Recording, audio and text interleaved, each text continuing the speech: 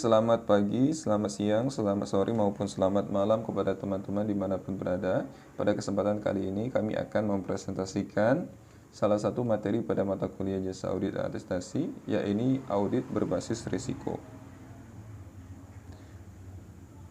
Sekarang latar belakang, apa sih yang menjadi latar belakang diadakannya audit berbasis risiko? Pertama, teman-teman, kita ketahui bahwa mengelola risiko ini menjadi bagian integral yang tentu tidak terpisahkan dalam tata kelola perusahaan yang baik atau good corporate governance. Nah, pengendalian internal ini membutuhkan yang namanya juga pasti pengelolaan risiko. Tanggung jawab menentukan atau identifying yang kita kenal istilahnya dan juga mengelola risiko atau managing risiko itu sendiri itu ada di tangan manajemen. Salah satu peran pengendalian internal adalah memastikan bahwa risiko tersebut dikelola dengan baik. Karena dengan pengelolaan risiko yang baik, dan diharapkan sebuah perusahaan bisa mencapai tujuannya dengan efektif dan juga dengan efisien. Selain itu, teman-teman, yang menjadi latar belakang itu juga adalah International Standards on Auditing atau kita kenal dengan ISA. Nah, ISA ini sendiri merupakan standar audit terbaru yang telah diadopsi di Indonesia, ini diterbitkan oleh IFAC atau di International Federation of Accounting. ISA itu sendiri, teman-teman, ini sepenuhnya dia mengadopsi pendekatan audit berbasis risiko, sehingga saat ini penerapan audit berbasis risiko tentu menjadi sebuah hal yang wajib. Pendekatan ini mendapatkan perhatian luas dan dianggap dia yang paling efektif karena paling cocok untuk kondisi lingkungan bisnis yang saat ini yang sering berubah-ubah. Selanjutnya adalah audit. Apakah itu audit? Nah, audit, teman-teman, adalah suatu kegiatan yang dilakukan guna memeriksa dan memastikan suatu informasi tentang laporan keuangan untuk memastikan kewajaran dari laporan keuangan tersebut. Ada beberapa tujuan dari audit. Yang pertama adalah kelengkapan. Jadi maksudnya ini untuk meyakinkan bahwa seluruh transaksi telah dicatat atau ada dalam jurnal secara aktual telah dimasukkan. Yang kedua adalah eksistensi. Yang pasti maksudnya adalah untuk memastikan bahwa semua harta dan kewajiban yang tercatat memiliki eksistensi atau keterjadian pada tanggal tertentu. Jadi barangnya itu ada, teman-teman. Dan tidak fiktif. Kemudian penilaian. Maksudnya adalah untuk memastikan bahwa prinsip-prinsip akuntansi yang berlaku umum telah diterapkan dengan benar. Kemudian klasifikasi ini untuk juga memastikan, teman-teman, bahwa transaksi yang dicantumkan dalam jurnal diklasifikasikan dengan tepat. Jika terkait dengan saldo, maka tentu angka-angka yang dimasukkan di daftar klien juga telah diklasifikasikan juga dengan tepat. Selanjutnya adalah ketepatan. Ketepatan maksudnya adalah untuk memastikan bahwa semua transaksi dicatat pada tanggal yang benar. Rincian dalam saldo akun sesuai dengan angka-angka buku besar, serta penjumlahan saldo sudah dilakukan dengan tepat. Selanjutnya adalah pisah batas atau cut off. Ini untuk memastikan bahwa transaksi-transaksi yang dekat tanggal neraca dicatat dalam periode yang tepat. Transaksi yang mungkin sekali salah saji adalah transaksi yang dicatat mendekati akhir suatu periode akuntansi. Yang terakhir itu adalah pengungkapan. Pengungkapan sendiri ini untuk meyakinkan bahwa saldo akun dan persyaratan pengungkapan yang berkaitan telah disajikan dengan wajar dalam laporan keuangan dan dijelaskan dengan wajar dalam isi dan catatan kaki laporan tersebut. Selanjutnya kita kepada risiko. Setelah kita mengenal audit, kita mengenal apakah itu risiko. Risiko itu adalah ketidakpastian atau konsekuensi atas terjadinya suatu peristiwa yang terjadi sekarang atau pada waktu yang akan datang yang bisa berdampak pada pencapaian tujuan. Apa saja sih macam-macam risiko? Yang pertama ada yang namanya audit risk atau risiko audit.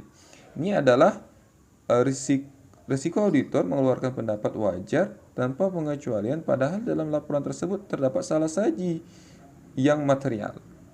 Kemudian ada namanya inherent risk atau risiko bawaan. Kemungkinan suatu asersi mengandung salah saji material dengan asumsi tidak ada pengendalian. Kemudian control risk atau risiko kontrol. Risiko ada salah saji material dalam asersi yang tidak dapat dicegah atau ditemukan secara tepat waktu oleh pengendalian internal entitas.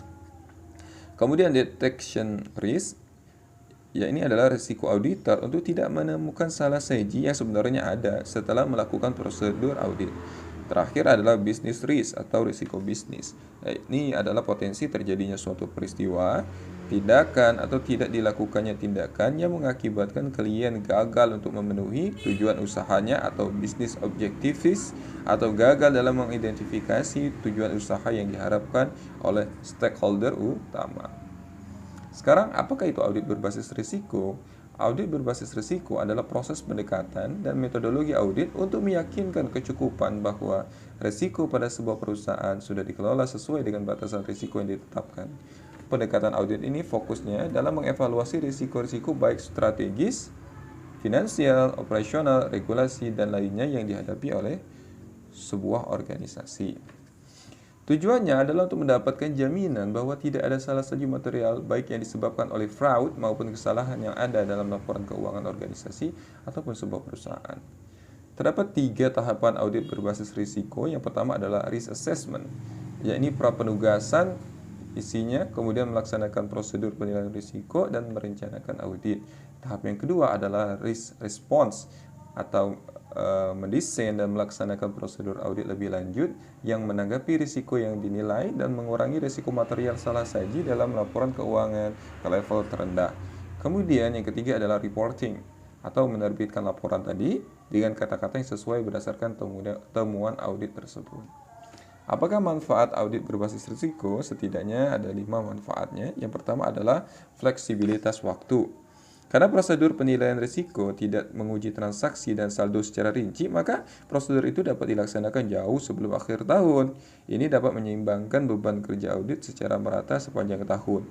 Ini juga memberi waktu yang cukup bagi klien untuk menanggapi temuan mengenai kelemahan pengendalian intern dan permintaan bantuan sebelum dimulainya pekerjaan lapangan pada akhir tahun. Namun, kalau informasi keuangan interim atau bulanan tidak tersedia, prosedur penilaian risiko analytical terpaksa dilaksanakan lebih lambat. Kemudian, upaya tim audit terfokus pada area kunci. Nah, dengan memahami di mana risiko salah saji material bisa terjadi dalam laporan keuangan, auditor dapat mengarahkan tim audit ke hal-hal berisiko tinggi dan mengurangi pekerjaan pada lower risk areas atau area-area yang ternyata risikonya rendah. Kemudian yang ketiga, itu adalah prosedur audit terfokus pada risiko. Prosedur audit selanjutnya dirancang untuk menanggapi risiko yang dinilai. Oleh karena itu, uji rincian yang hanya menanggapi risiko secara umum akan dapat dikurangi secara signifikan atau bahkan sama sekali dihilangkan. Yang keempat adalah pemahaman atas pengendalian internal. Pemahaman terhadap pengendalian intern yang diwajibkan tadi oleh ISA memungkinkan auditor mengambil keputusan yang tepat untuk menguji atau tidak menguji efektifnya pengendalian intern. Uji pengendalian atau beberapa pengendalian hanya perlu diuji setiap 3 tahun, sering mengurangi banyak pekerjaan dibandingkan dengan pelaksanaan uji rincian secara ekstensif untuk menentukan luasnya pengujian. Sedangkan yang terakhir manfaatnya adalah komunikasi tepat waktu. Pemahaman terhadap pengendalian intern yang meningkat memungkinkan auditor mengidentifikasi kelemahan dalam pengendalian intern yang sebelumnya tidak diketahui, mengkomunikasikan kelemahan dalam pengendalian intern kepada manajemen secara tepat mampu memungkinkan entitas mengambil tindakan yang tepat dan yang menguntungkan entitas. Hal ini juga dapat menghemat waktu pelaksanaan audit. Kesimpulannya adalah audit berbasis risiko adalah proses pendekatan dan metodologi untuk meyakinkan kecukupan bahwa risiko pada sebuah perusahaan sudah dikelola sesuai dengan batasan risiko yang ditetapkan. Tahapannya meliputi risk assessment, risk response, dan juga reporting. Oke, terima kasih kepada teman-teman semua. Semoga bermanfaat.